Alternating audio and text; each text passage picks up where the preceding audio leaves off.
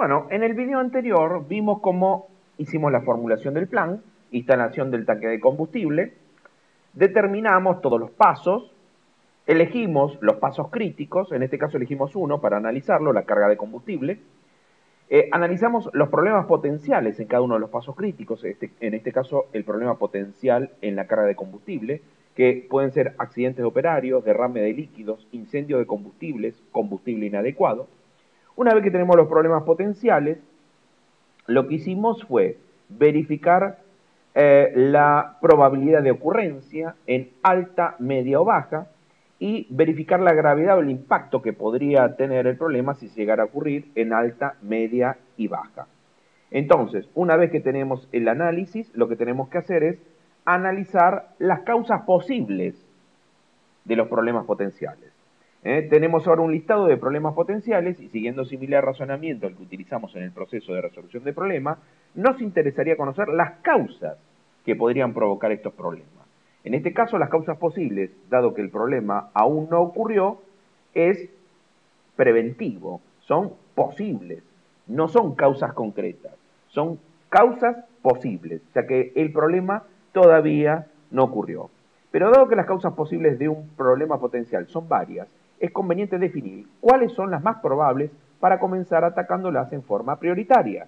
También acá clasificamos la probabilidad de ocurrencia de causa en alta, media o baja, para que podamos de las causas posibles atacar a la que tenemos más probabilidad de ocurrencia. Entonces, vamos a establecer que las causas posibles son sabotaje, chispa en equipos eléctricos, cortocircuitos y operario fumando en zona de peligro. Y también verificamos la probabilidad de ocurrencia. El sabotaje, la probabilidad de ocurrencia es baja. Chispas de equipos eléctricos, la probabilidad es media. Cortocircuitos, la probabilidad es media. Y operario fumando en zona de peligro, la probabilidad es alta. ¿Sí? Entonces ya llegó el momento de proponer o tomar decisiones. Lo que tenemos que hacer a partir de ahora es hacer acciones preventivas y acciones contingentes. Las acciones preventivas tratan de evitar la ocurrencia de las posibles causas y acciones contingentes, lo que trata de minimizar la gravedad del problema si llega a ocurrir. Las acciones preventivas lo que tratan es de evitar la ocurrencia, las acciones contingentes lo que hacen es tratar de minimizar la gravedad si estos casos llegaran a ocurrir. Vamos a analizar las acciones preventivas. Estas acciones van contra las causas posibles de los problemas potenciales.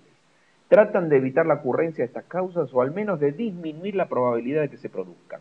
Dado que la probabilidad de que un problema suceda depende de la probabilidad de ocurrencia de sus causas, lo que vamos a hacer es disminuir esta probabilidad, disminuyendo la probabilidad también de que el problema pase. Las acciones preventivas que tomemos para evitar la ocurrencia de las causas de los problemas potenciales tienen un costo. Por ello, al elegir las acciones preventivas a tomar, hay que pensar en términos de costo-beneficio. Tanto las acciones preventivas como las acciones contingentes tienen un costo. Por eso, primero hacemos toda esta clasificación para ver las que tienen más probabilidad o los que tienen, en el caso que ocurra una gravedad muy alta en el cumplimiento de ese paso crítico, para solamente hacer las acciones preventivas en las que realmente tienen más alta probabilidad de ocurrencia y tienen una alta gravedad o un factor de gravedad alto en la concreción de ese punto crítico, porque hay que hacer inversiones. Esto tiene un costo, así que las acciones preventivas se pueden tomar anteriormente, pero siempre y cuando le demos una clasificación como la que venimos diciendo hasta ahora. Por ejemplo, vamos a ver un ejemplo, causas posibles. Puede ser sabotaje, en este caso la probabilidad es baja, las acciones preventivas que podemos tomar son equipos blindados. Chispas de los equipos electrónicos, que son las causas posibles, la probabilidad de ocurrencia es media. Acciones preventivas, protección sobre cargas, blindajes de las instalaciones. Dense cuenta que son todas acciones preventivas que tienen costo. Por eso hay que verificar realmente el grado de importancia que tiene, el efecto negativo que puede generar si ocurre y la probabilidad de ocurrencia que tiene como para establecer una acción preventiva. En el caso de cortocircuito tiene una probabilidad media y la acción preventiva es una guardia permanente, costo. En las causas posibles tenemos operarios fumando en zona de peligro, la probabilidad es alta, y la acción preventiva es poner un cartel de prohibido fumar y controlar operarios en la entrada y entrenamiento sobre riesgos por fumar. Entonces, fíjense, acá hay una probabilidad alta de ocurrencia. Las acciones preventivas no tienen un alto costo. Acá podríamos generar estas acciones preventivas para evitar este tipo de riesgo. La decisión de tomar una acción preventiva es siempre nuestra. Podemos tomarla o correr el riesgo. Opción.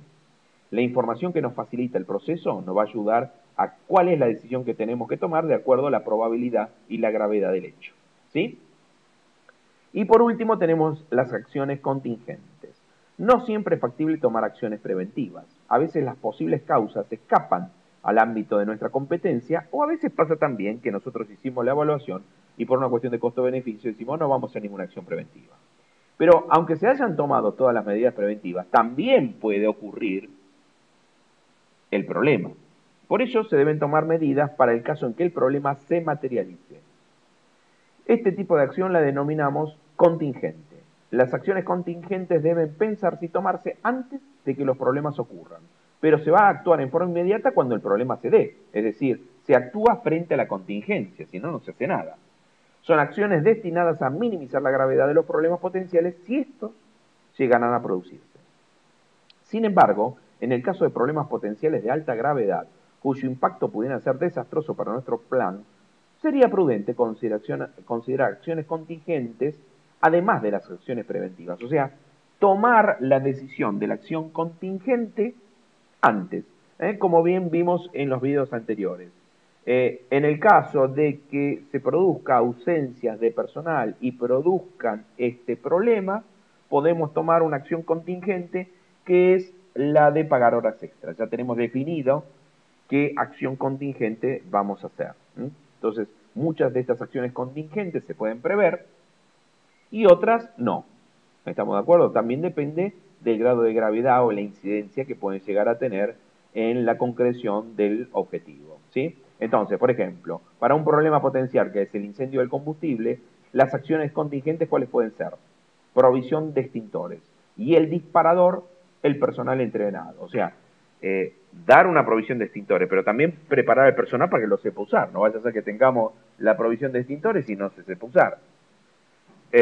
Otra alternativa, brigada antiincendio. El disparador, el encargado del sector. Apenas se produce un incendio en combustible, el encargado tiene que estar preparado para llamar a la brigada antiincendio. Un rociador automático. El disparador es el detector de calor. Apenas se produce el detector de calor, en forma automática la acción contingente se pone a prueba, que es a través del rociador automático. ¿Sí? Estas medidas contingentes, accionadas oportunamente, tenderían a disminuir la gravedad del incendio si éste llega a ocurrir.